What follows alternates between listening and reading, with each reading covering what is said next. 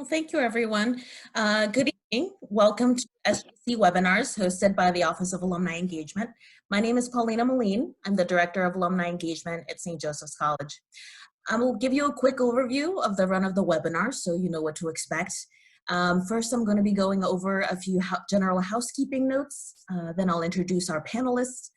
The panelists will take a few minutes to discuss their thoughts on the pitfalls of making the leap from in-person to online teaching. Following that, the panelists will address your pre-submitted questions. We'll then open it up to questions from the audience, and then we'll wrap things up. So a few housekeeping notes for you. Everyone has been muted. If you have any questions, please put them in the Q&A form. To chat the group, make sure to select all attendees. Panelists will answer your pre-submitted questions from our survey and open it up for questions following that. Make sure to put them in the Q&A form. We have Lisa Galasso, our Assistant Director of Alumni Engagement at St. Joseph's College, available via chat to address any technical questions you may have. So feel free to reach out to her if you encounter any technical issues. The webinar recording and resources will be shared, that are shared by the presenters will be shared with all of you attending and anyone who missed the webinar in our follow-up email that will be received tomorrow. Also, a Facebook group link will be shared in our follow-up so that you may continue the conversation and share some resources with one another. So thank you again for joining us today as our panelists present from in-class to online learning resources for educators who made the leap. As we're living through a global health crisis due to the coronavirus, there has been a rapid move to online and remote learning. We at SJC want to help address your online teaching concerns, and our panel of experts are here to help. I want to take a moment to introduce our panelists. We'll start with Michelle Papajohn. Michelle serves as the Chief Information Officer at St. Joseph's College, overseeing areas of computing, networking, instructional technology, project management, and institutional research. She is responsible for providing a strategic level of guidance in support of all information technology initiatives across campuses. Welcome, Michelle. We also have Amy Poland. Amy is the Associate Dean and Director for Online Learning and an Associate Professor of Criminal Justice at St. Joseph's College. She has credentials in instructional design, course quality assessment, and digital accessibility. She previously taught at Texas A&M International University in Laredo, Texas, and Buena Vista University in Storm Lake, Iowa. She has published book chapters and articles on women in the criminal justice system and serial offenders. Welcome, Amy. We also have Lars Clemensen. Lars has been the Superintendent of Schools in Hampton Bay since 2010. Lars is a graduate of the University of Texas and obtained his master's degree in educational leadership at Seton Hall University. Lars is an adjunct professor at St. Joseph's College in the Child Study Department, where he teaches education law, ethics, and policy. Currently, Lars serves as an executive board member of the New York State Council of School Superintendents, is a past president of the Suffolk County School Superintendents Association, and treasurer of the Rotary Club of Hamptons Bay. Welcome, Lars. We also have Sarah Birch. Sarah is a member of the Child Study Department and the director of the Special Education Program on the Brooklyn campus of St. Joseph's College. She is a permanently certified special education teacher in New York State with over 25 years of teaching experience as a general and special education classroom teacher and as a special education itinerant teacher. In addition to her master's degree in special education, she holds a doctoral degree in educational psychology with a specialization in school psychology. Welcome, Sarah. So thank you to our panelists for being here today and sharing your expertise with the SJC community. I'd like to start by asking you to share your thoughts on the pitfalls of making the leap from in-person to online teaching. Of course, feel free to share any success stories and or information that you find relevant and helpful to educators. Michelle, why don't we start with you? Thank you. We, at the college level, realized that we were going to be pivoting to remote teaching, and we realized that we needed to create opportunities where faculty could share ideas, concerns, questions, and really just generally have a venue for conversations between our faculty.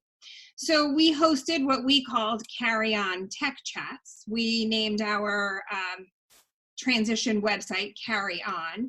And so we hosted these chats with academics and IT, particularly our areas of online learning, Faculty Center for Teaching and Learning, and we have a faculty technology committee. So we got those groups together and invited faculty to join us so that we could have these conversations. We've had 24 of these over the past, I guess we're at the 2.5-week mark now, and we've already started to see repeat attendees. The feedback that we have gotten has been incredible, and it really reinforced what our intention was, and that was to get people together, to bring people together, create community in whatever way we can. We can't do that in person during this time, so we do that via Zoom. So we got some really great feedback from the first tech chats, and that continued as we continued to bring additional people together. Faculty left the chats reassured. They felt less alone. They were more confident. And what we hope that we're sharing with you today will put you in the same sort of position where you'll feel a little less alone, more confident, and you'll have continued connections to communities that will support you and help you grow in this new environment.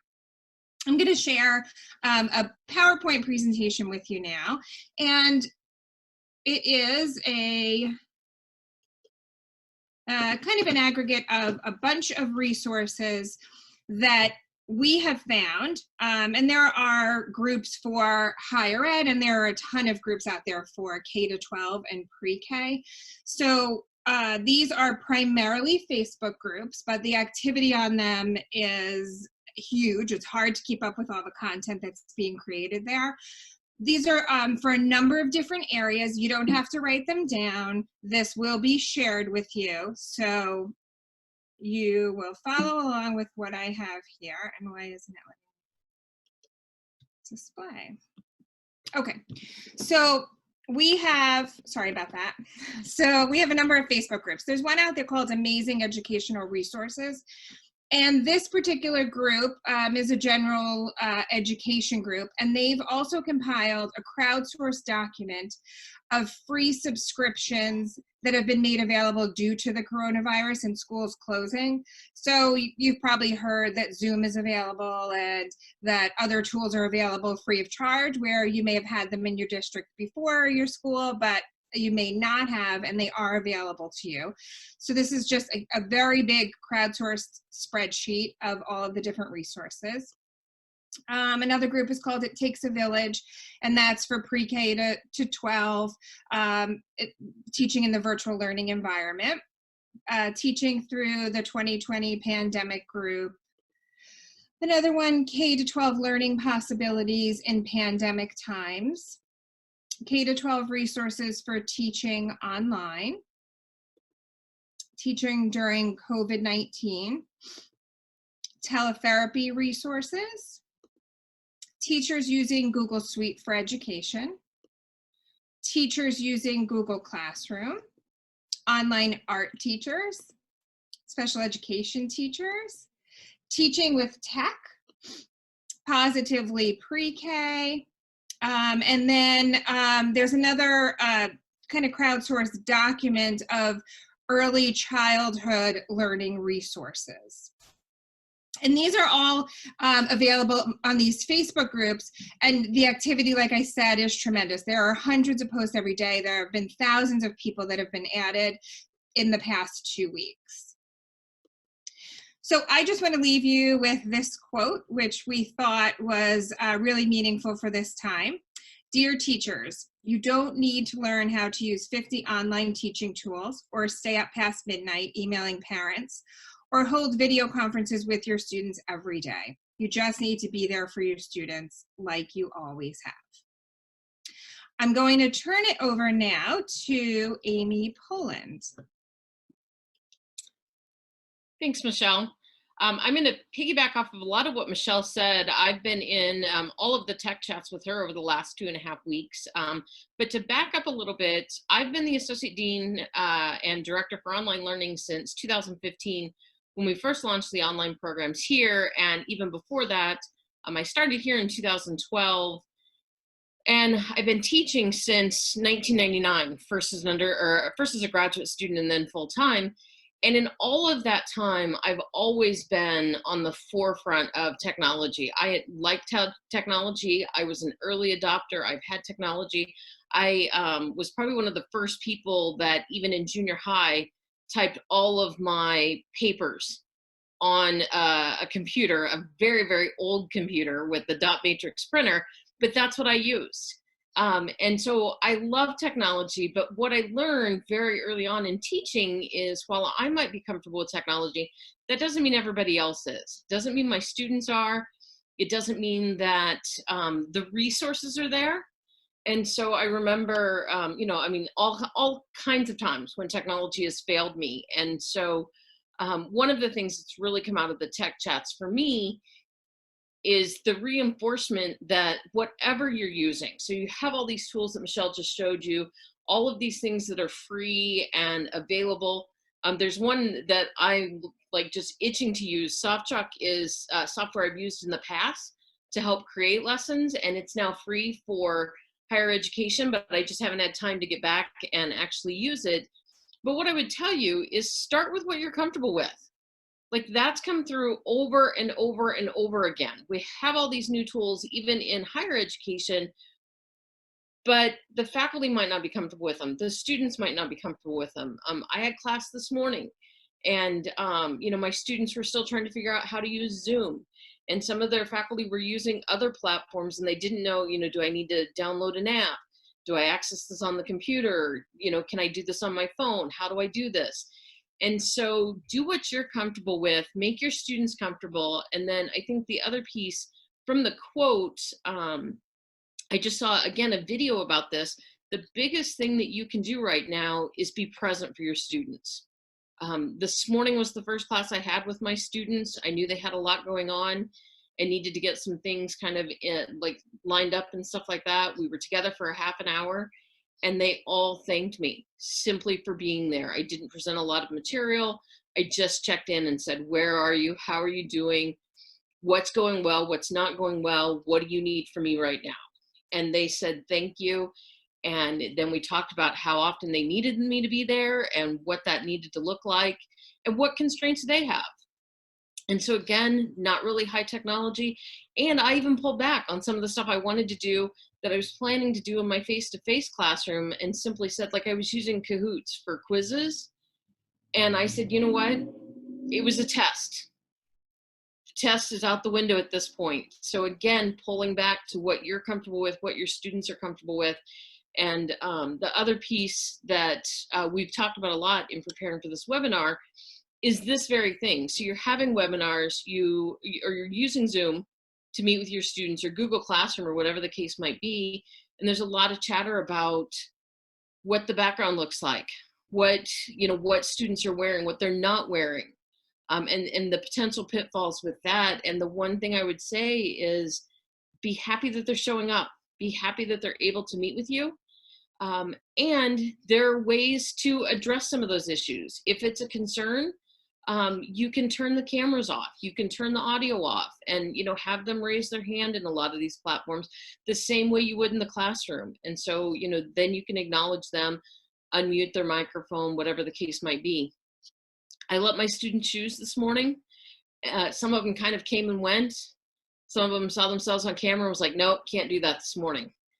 Some of them never were on camera in the first place, and others didn't have a problem sitting on camera the whole time. So again, talk about some of those things, but what I wouldn't do is look to penalize students at this point in time for a situation they don't have control over. Talk about guidelines, reinforce those guidelines, but don't penalize the students right now for not understanding the netiquette of Zoom and those kinds of technologies. And so with that, I will turn it over to Lars. Good evening, everyone. So I love the title of this webinar because it presumes that we all willingly and we're excited to make the leap. I might characterize it as you've been shoved, and we've been shoved into our homes in very unique circumstances. I try to put the right adjectives around what we're dealing with right now. It's certainly challenging, it's certainly unique, but the messaging that I think is important is exactly what Amy and Michelle both said, that we need to be there for our kids. So these are challenging times, they're unique times, there's opportunity in this. I'll share a little vulnerability with you. When I was a teacher, I taught middle school English in Paterson, New Jersey, almost 20 years ago. And in my school district, what was considered a high level use of technology at that time was the overhead projector. And then I stopped teaching and I became an administrator. And so all of the tools that we put into our schools, I didn't know how to use them. And I would give them to all of my teachers and all of the students, and they would use them. And I was in awe of what we were doing. And we have a one-to-one initiative and touch panels in every building. But as on Wednesday, March 11th, I'm walking through the hallway of Hampton Bays High School, and I get a St. Joseph's text that says all classes are going online now. I froze, because that meant I had to go online and I had to make that leap. And so, the message that I want to share to frame it from my perspective is that this is a vulnerable time, and but it's an exciting time in that this is why you became a teacher, right? You didn't become a teacher to fill out daily lesson plans or PLEPs or IEPs or all important and necessary components of the job.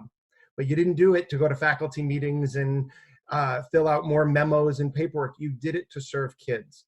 And there's no more important time right now to serve kids by being a educator, by being somebody who is consistent and positive and offers kids something to dig into. So I think that's where we are right now.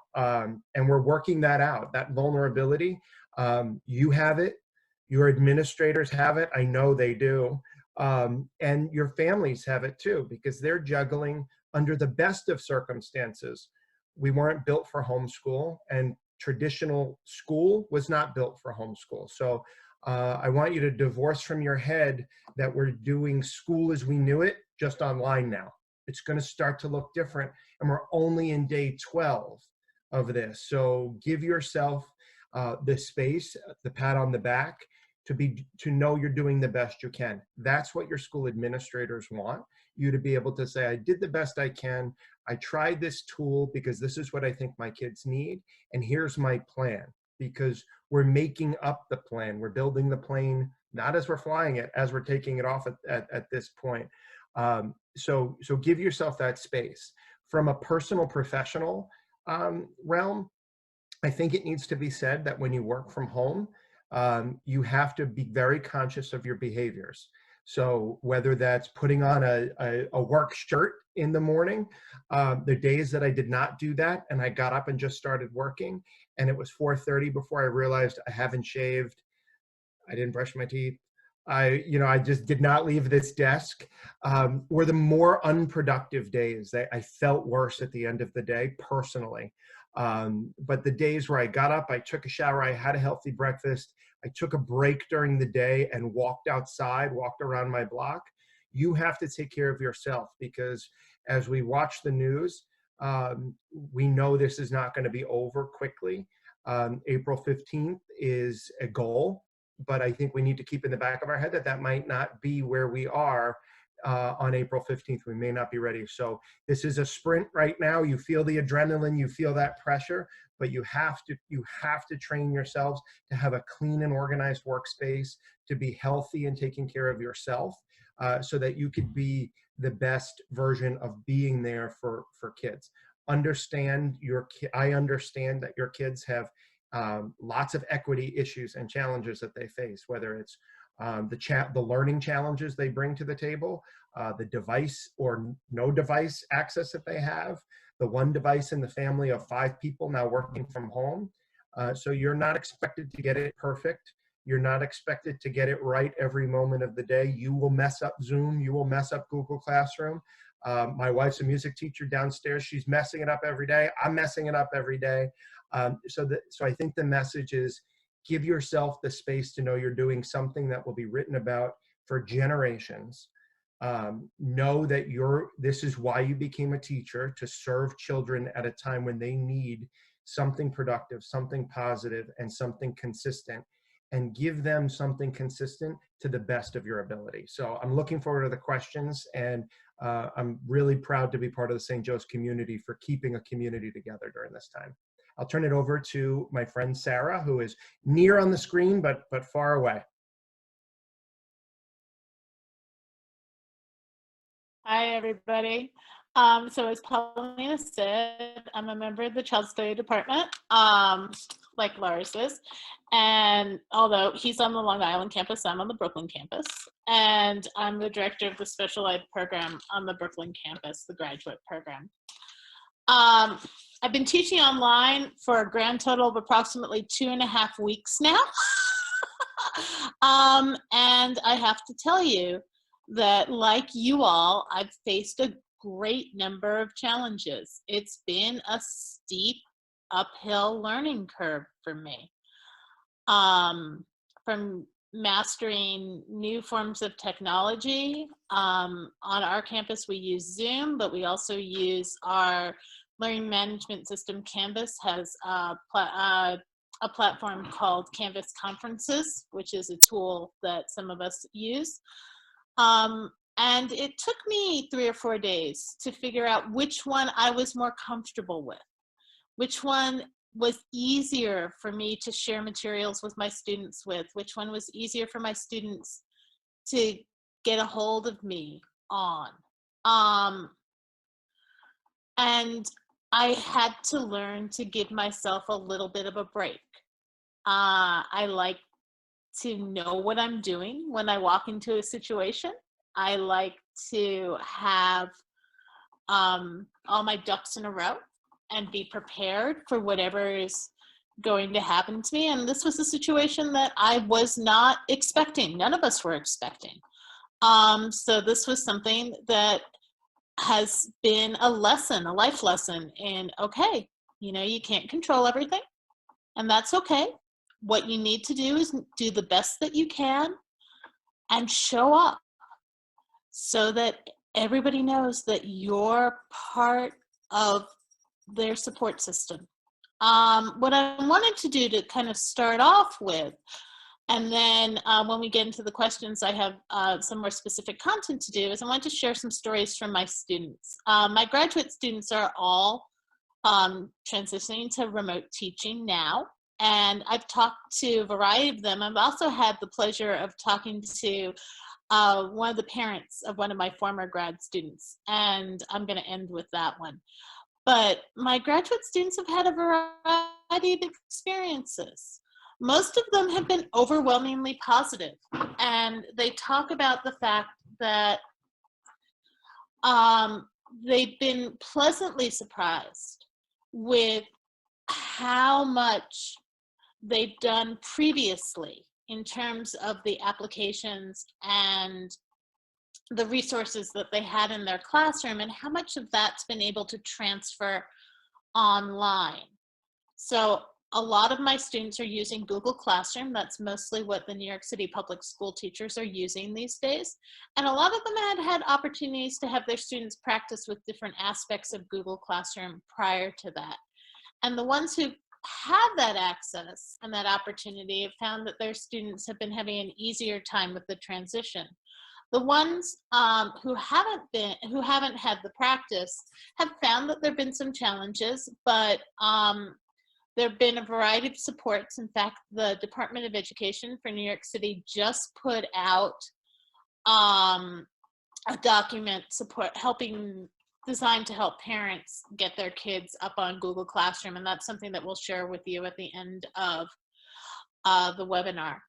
But one of the pleasant surprises that my students have found are, I have a student who teaches 3rd grade special ed kids who are generally very, very quiet in the classroom. And she describes that she can ask a question and she won't get an answer no matter how long she waits. But when she does a Google Meetup with them, they are incredibly chatty. And some of those unforeseen things that happen during every Zoom meeting or every Google meeting that I've been a part of, when somebody's pet walks onto the middle of the screen, have been some of the sources for her of her best kind of teachable moments. When something unexpected happens and all the kids in her class react and start to laugh, she's able to take that and she's able to move with that into her lesson and get them all involved. One of the other things that they've talked about, my students have talked about, is the fact that the free resources that are out there, including the opportunities for virtual field trips, have been a godsend for them. So they've been taking these kids, their students, on virtual field trips and using that to spark writing pieces or to enrich their science lessons or their units. They've also talked about the fact that they've tried to keep some of the traditions that they've had in their classroom or in their school and move those traditions to an online format. I have a friend who's a principal in Southern Jersey, and one of the things that her school does is Family Friday, where they have a staff member, faculty member, come and bring a member of their family and introduce that person to the school. And she's moved that online. The first episode she did, she actually broadcast on Facebook and she shared with her friend community. She had her own daughter come and be the participant in Family Friday. Another one is Spirit Week.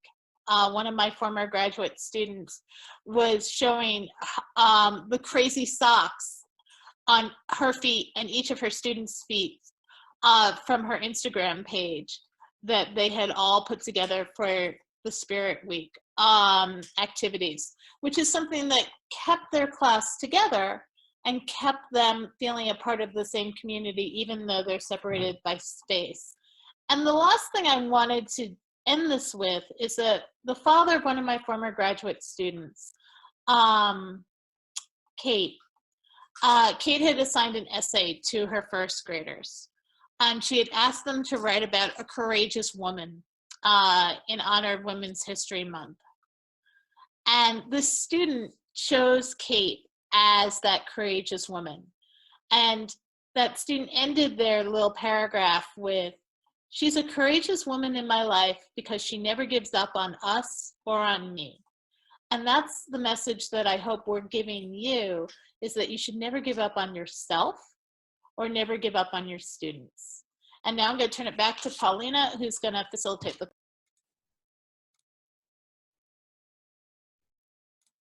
Great. So thank you all for your input and for sharing such helpful tips. I want to make sure to take a moment to have our panelists address the questions and concerns that were pre-submitted in the registration form. So I want to start by one of the concerns that was shared, and that's how to handle children playing, being away from the camera, not focusing, or having toys present. And then also, along with that, how the needs of special needs children are being fulfilled. Lars and Amy, if you could give us a few helpful hints there and anything else that you can share. So there's no silver bullet answer there. There's no go to the office. There's no walking over to that child and doing all the things you learned, proximity, things like that. Part of it is a recalibration of your expectations, understanding that that's going to happen. Some of the activities that we're making the presumption that all of the instruction that you're going to be delivering is live as well. There are opportunities and programs out there. My math department is creating Zoom recorded sessions where they're sharing their screen, which is a PowerPoint, and then talking over it, and then uploading that to Google Classroom. So if you're finding that there are distractions, I have a 4-year-old who doesn't ever come in this room except when I'm on a call, and he knows that somehow. So understanding that those things are going to happen and we can't control that space like you would control a classroom. If you find that that becomes distracting, then you can move to more asynchronous type activities where they're preloaded, they're pre-made. You jump in for little snippets of time. If you talk too long, just like you do in the front of the classroom, people start to zone out. Kids start to zone out. It's no different in their own house when they're comfortable and they're among their own things and they may still be in their PJs. Look for teachable moments. If there's a toy there, like Sarah said, my wife has a kindergartner, Tony. Poor Tony cries all the time. Has had a real rough start to kindergarten and where he is, but he's adorable. And yesterday, I'm listening downstairs as she's doing her morning music talk show. It's like a Kathy and Hoda type of thing without the wine for elementary music. And I hear this little boy, and he's jumping in because the book they're reading is about South American music, and his family is from South America. And Tony jumped in, and I asked after, who was that? And she said, Tony has never participated like that before. He was comfortable, he was safe in his own space, and she was able to take a teachable moment that was important for them. So the toy might seem annoying, the puppy might seem annoying in the background, but if it's a teachable moment to connect with your kids, great. If it becomes too much of a distraction, move to some more asynchronous opportunities.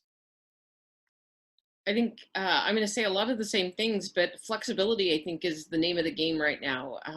When you're looking at even those asynchronous opportunities, we've had lecture capture at the college for, well, as long as I've been there. So since 2012, at least, in some form, we've been able to record lectures, whether that's in the classroom or in your office, and then upload them into the learning management system.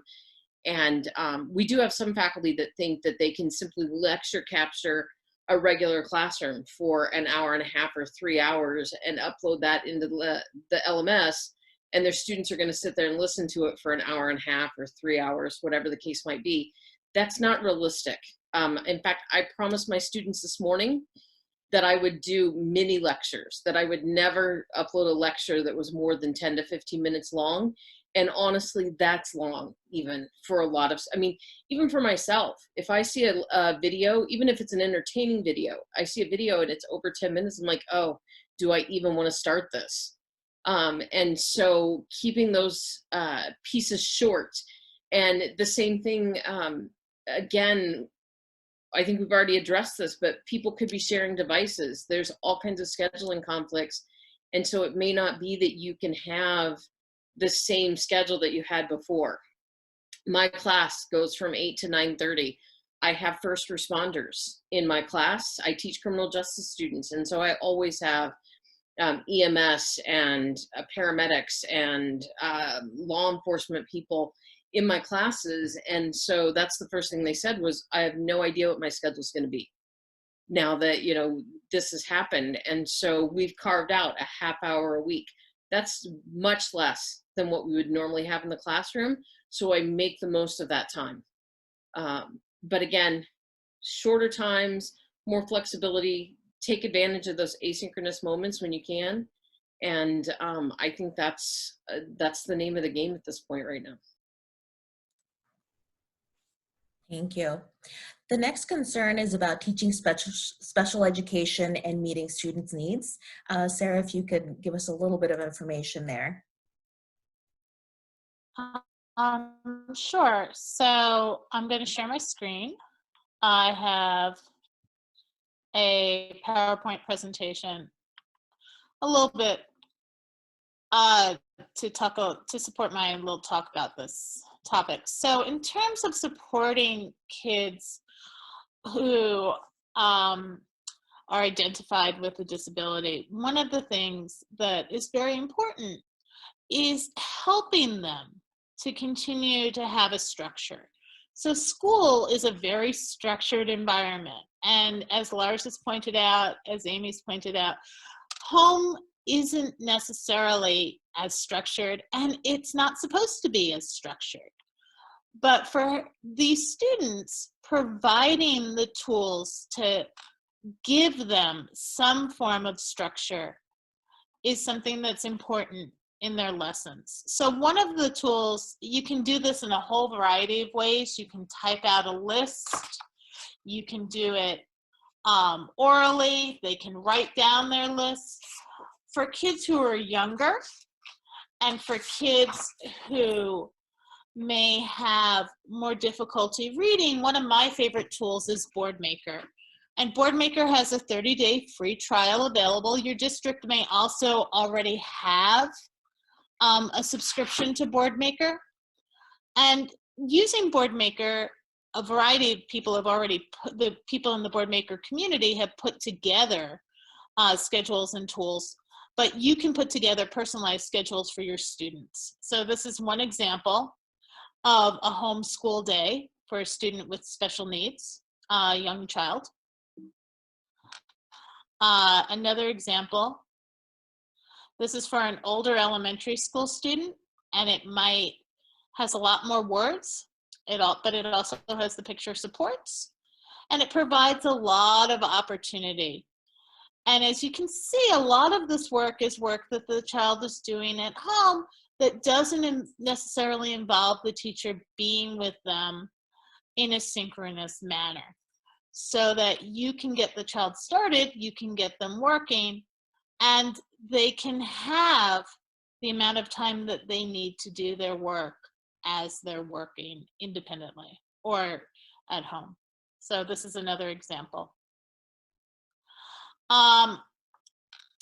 Another tool in terms of supporting special education students are just some recommendations from the National Board of Professional Teaching Standards. The recommendations are that for elementary school students, students really should be doing 1 to 2 hours of schoolwork a day.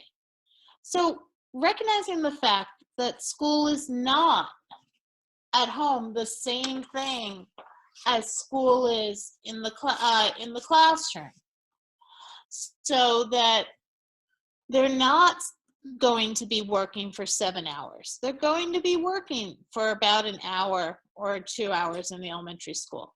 Middle school, 2 to 3 hours, and then for high school, 3 to 4 hours of schoolwork. And then a whole variety of resources, which I'll come back to when we get a little further along in another question. Other things that support special ed students in terms of their work in the classroom is making sure that you have time for movement and sensory activities.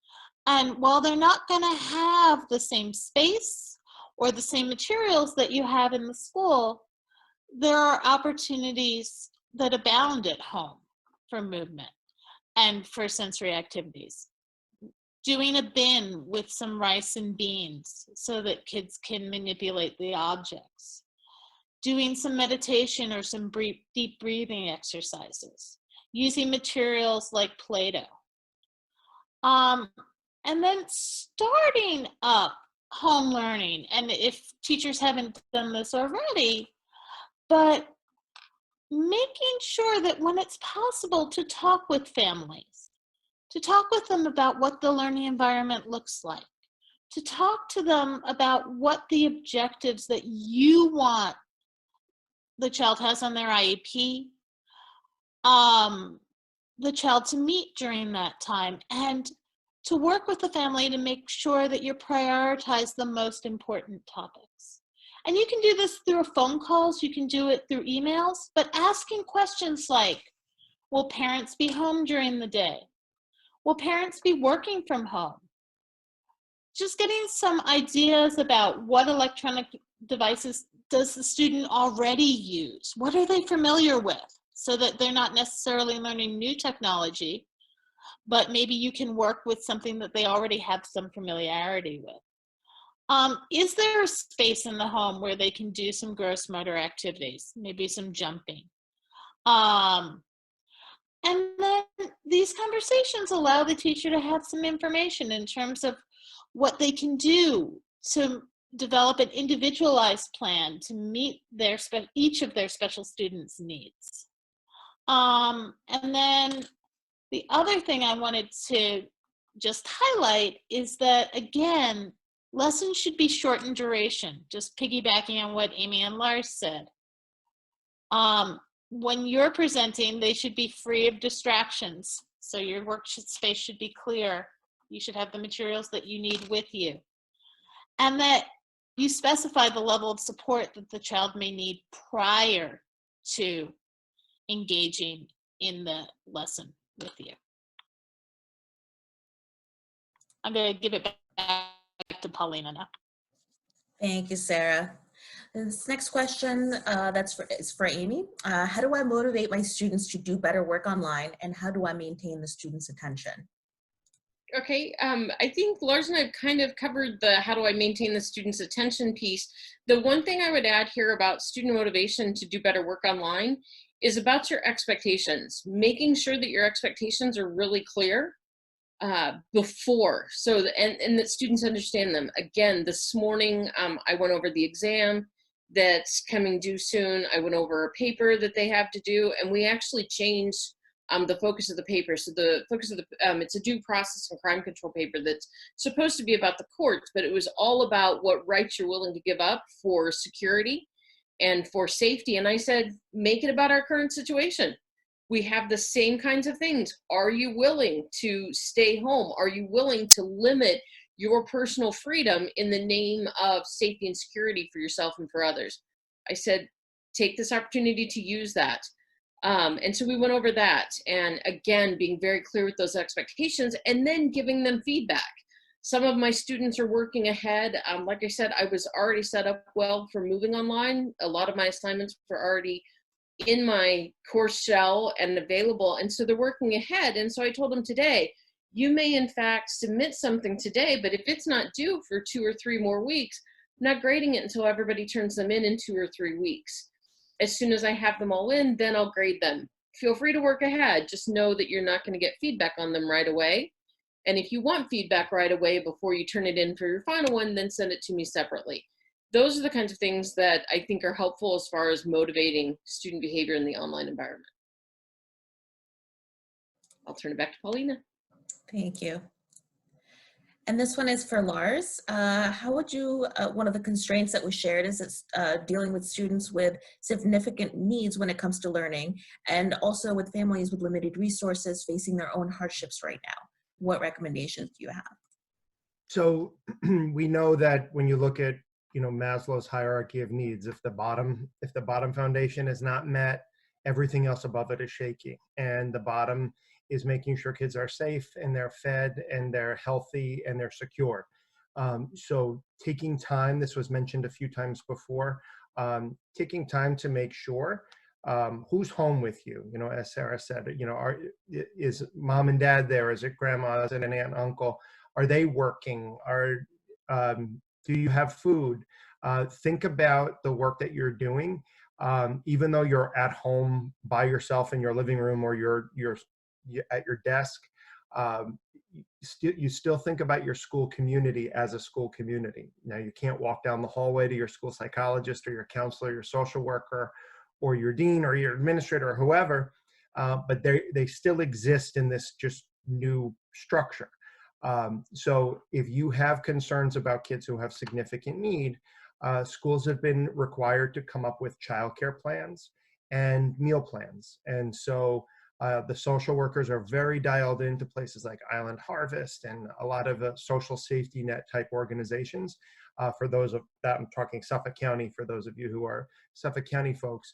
But don't overlook that, and reach out to the other resources in the building and say, in order for me to, and think about it like this, in order for me to get the algebra lesson to land, to hit, if they're hungry or they're scared or someone in their house is sick, there's a big equity issue compared to a child where everything is fine and that's not the situation. So understanding that, using your resources, adapting your lessons I think we mentioned it before, what's real time and synchronous and asynchronous. You have some tricks up your sleeve there, because some students can dial right into you at 9:30 in the morning and sit there and attend, and then some cannot because of whatever circumstances are happening at home, and maybe it's 8 o'clock tonight that they can get to the work and get to the lesson. And we want to give them the opportunity to still access you and access what you're sharing with them. That doesn't mean you got to dial back in at 8 o'clock tonight, but if it's recorded or it's available, they hear your voice, that's important too. and using the structure of your school to figure out if there's availability to get a Chromebook or to get an iPad, or if there are device issues. There's some significant Wi-Fi issues that families face. I'm reminded that today's March 31st, and for many families, rent is due tomorrow. And for 10 or 12 days, some of our families have not been working. And we faced a couple of those situations today in our community. So as time goes on, the ease with which people are jumping onto their Chromebooks, fatigue will set in a little bit. And so those equity issues are going to become more apparent, right, as the days go on.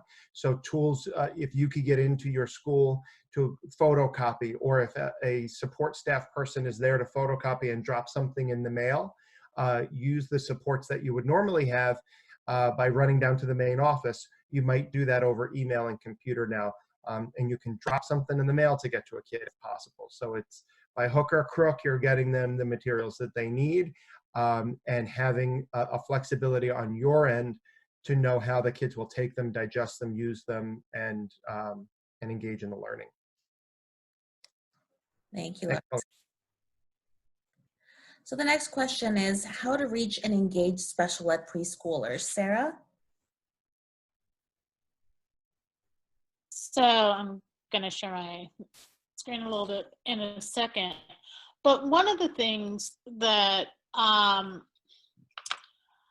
found has been useful with preschoolers, and I found that through talking with colleagues who work with this population, is again keeping the lesson short and keeping them familiar, and following a lot of the same basic structure that you might do if you're doing an online lesson during your morning circle time, for example. But making sure that your movements are big and animated, and that if possible, you're using familiar materials so that the kids see the calendar that they're familiar with up on the wall behind you. Or if you had time, and I don't know if you did, but if you did, to bring the puppets or to share the books, like Lars was talking about his wife reading stories for her music class today. But sharing some of the familiar things that you do in your classroom so that these kids can latch on to what's going on. Making sure that you sing your hello song and making sure that you're greeting everybody in that classroom. Making sure that you're supporting them in terms of the regular activities that you may be doing at circle time, counting, days of the week, talking about the weather, all of the things that are familiar. There are also a variety of online resources that provide educational materials and games for preschoolers, and I'll share a couple of them right now.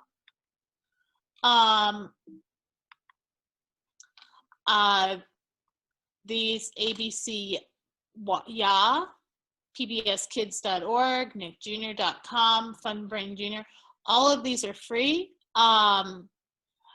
The CB's site is in English and in Spanish, which I think is helpful for our kids who come from culturally and linguistically diverse backgrounds, or at least from Spanish-speaking backgrounds. Then there's some other general supports in terms of engaging all children, not just preschoolers, but documents that help with Google Classroom, supports from the National Board of Professional Teaching Standards, and the Council for Exceptional Children has a wonderful, wonderful website that lists tools and resources for teaching remotely. There's a large piece of that that focuses on early childhood learning, not just preschoolers, but early childhood and early intervention learners also, which I think can be very useful for people. I'm going to turn it back to Paulina now. Thank you. So another constraint is reaching students who have difficulties using the computer, and then also reaching all students and families with language barriers and special needs. Lars, do you have any input to share there? Yeah, so I think, when we're metacognitive a little, when we think about learning how we learn, I think sharing our own, I started by telling you my own vulnerabilities that I don't have an overhead, so I'm a little out of my comfort zone. Uh, Expressing that to kids is important as well, because when, equity is the word that, runs through all of this, whether it's equity in access or equity in skill, and, however that skill was developed in using the computer and things like that. um, Kids are, kids are self-conscious. We're self-conscious. And to the, I haven't looked at myself this much in the last 14 days than I ever have. I'm tired of looking at myself on Zoom. So I'm looking at my other four panelists here. But you're uncomfortable. And if you share that, you break that barrier down and start to build the confidence in your students that they're feeling the same way too. And hey, I'm going to work through this. And you're teaching right there. You're teaching a skill of how to persevere and overcome and work through something you're not comfortable with. And you're modeling and you're talking out loud and saying, well, I don't understand how to do this, but here's where I can go for help. Here's where you could go for help if you had a question. We have these resources on our website. You can go there. Things like Zoom and Google Classroom or Google Meets, the ability to share the screen.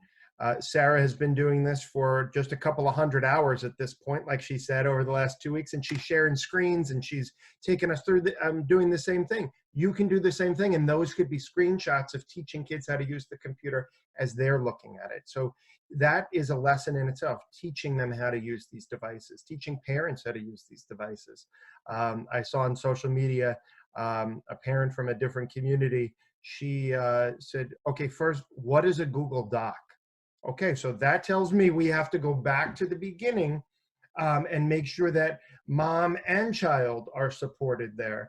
And that's not time poorly spent.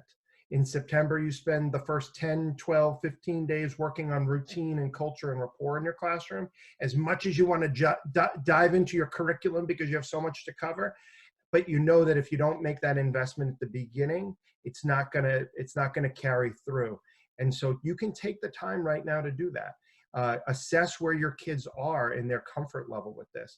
And if they're not comfortable and you are a mile ahead of them, then you're gonna have to retool. Maybe Zoom's not the right program for you. Maybe maybe it is Google, or maybe they can't keep up in real time. And you're going to find 3 or 4 or 5 or 10 different ways that you're going to tackle this. And I promise that on April 15th, if we're still in this situation, you're going to be doing things a lot differently then than you are today. And that's okay. You're evolving just the same. You have to teach your kids to evolve as well, and constantly step back and say, are you with me? Are you able to use these tools? And many of the programs we use, Paulina's other question was about language. Bilingual speakers, hard to come by in a changing demographic on Long Island in our area. But if there are people in other areas of the building that can be helpful and can call in with you and be supportive of you, then you're going to want to send them Amazon gift cards or whatever and tie them into your program with you. But you're also going to look on your programs like News ELA or Google Translate and look for your online software programs that have translation components to them. All of the free resources that Michelle just put in through those Facebook pages, look for them with the eye of language accessibility, because if a student can toggle right into French Creole or Spanish or Urdu or Hindu, whoa, that just broke down a huge barrier where a kid may be coming to this anxious because of their inability to keep up in English or just the traditional way of doing it. So reach out to the people in your school community for language support. Teach your kids very explicitly, are you with me? Is this working for you? It might not be working for you. And so be honest and have that conversation and tweak and adapt as time goes on. And then look on your software programs for translation ability as well. Thank you, Lars. This next one is for Sarah and Lars. What are your thoughts about assessing student progress in academics and IEP goals with online learning?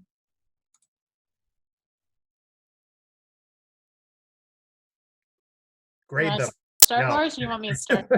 Go ahead, ladies first. Oh, thanks. Okay. So while we were prepping for this webinar, we were talking about this question. We were going back and forth, and we were thinking, well, one of the things that was really helpful in terms of assessing IEP goals is using a lot of the tools that you already have at home yourself to help support your assessment and support your data tracking. So using tools like Excel, where you transfer the IEP goals step by step into the Excel file, and then you can keep track of them that way. The other, in the DOE, I know tools like CSIS will help you in terms of that as well. The other thing is that I think you have to go back and think, okay, what's going on here in terms of what are the goals that we have, what goals can we effectively address at this point, and prioritize which ones are the most important, and let's start with those first, and then let's work on the goals that are less meaningful at this moment in time for the child and his or her family. Lars, you want to jump on in? Yeah, I think that's a great point, because grades and assessment are the old language we know, right? I do school, I do a thing, I get a number, it means something, and repeat. And then we get to June, I have a big number, and I move on. That's the old language of what we know of school. And certainly your schools are going to be managing and figuring out their grading policies. So there's definitely going to be rules that you're going to have to follow in terms of grading.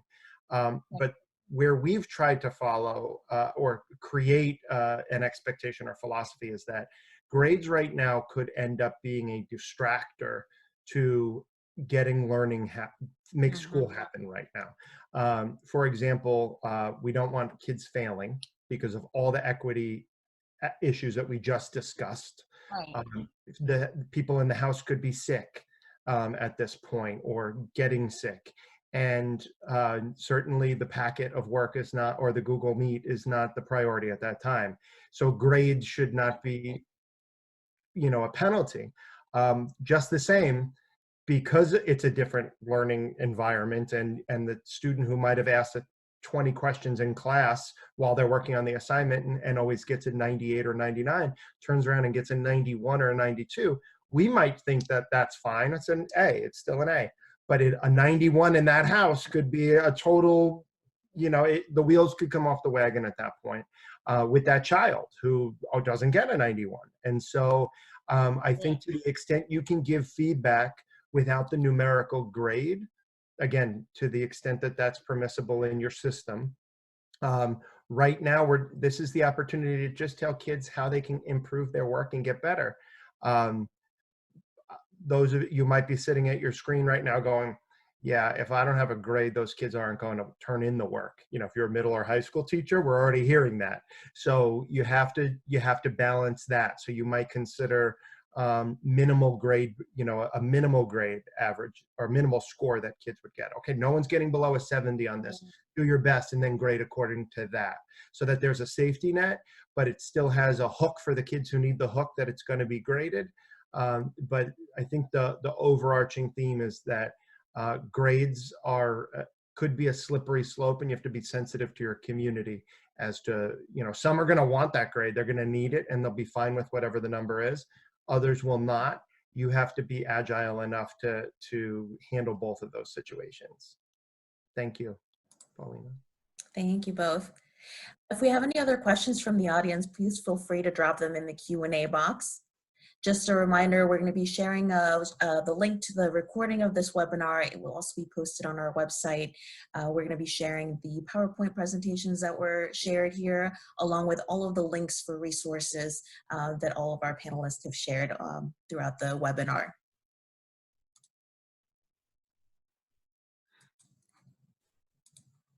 Okay. So with that, thank you, Michelle, Amy, Lars, and Sarah. We really appreciate you taking the time to share your expertise with the SJC community.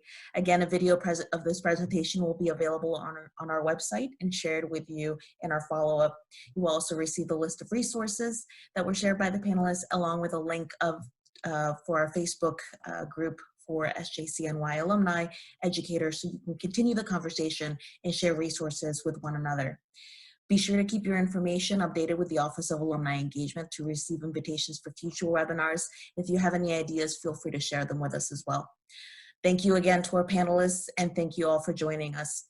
Enjoy the rest of your evening. Thank you. Good night. Thank you. Thank you.